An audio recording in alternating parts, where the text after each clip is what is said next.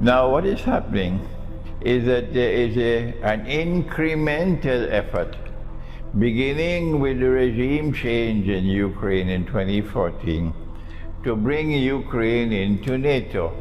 If Ukraine ever becomes a NATO member state, then Russia will have NATO on its very border.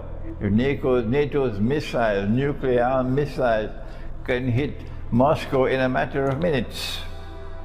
This is not a security option that Russia is prepared to accept at all. And so Russia has put its foot down. This is our red line. Whether you accept our red line or you don't accept our red line, that's your choice.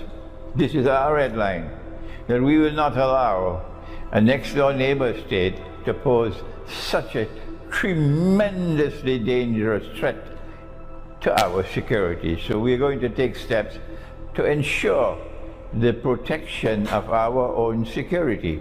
When the Soviet Union wanted to put nuclear-armed missiles in Cuba, the Kennedy administration decided that this was too great a security threat for the United States. And so they put a quarantine around Cuba, that they would not allow any Soviet ships to enter Cuba without being searched, so that no nuclear missiles can be shipped to Cuba. And that was 1962, and the world watched. We were on the brink of nuclear war. Does Cuba have the right? Does Cuba have the right to do what it wants on its own territory?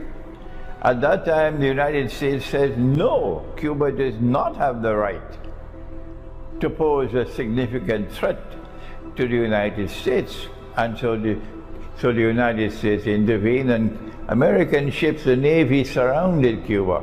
And the Soviet ships were coming with missiles. And when they almost reached Cuba, and there was going to be confrontation, the Soviet ships turned around and went back home.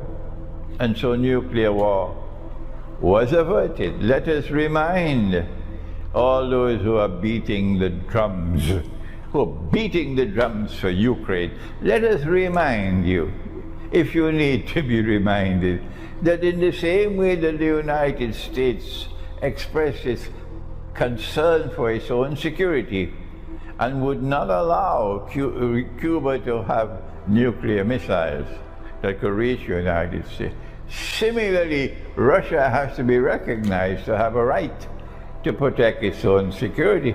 It is a superpower. It's the most powerful military power in the world today.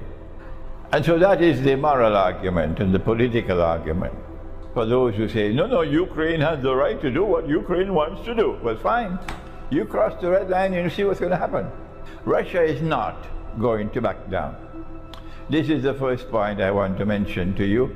So if these fools with a capital F in NATO decides to continue on this foolish path, they will take mankind to nuclear war, and they're the ones to be blamed for it.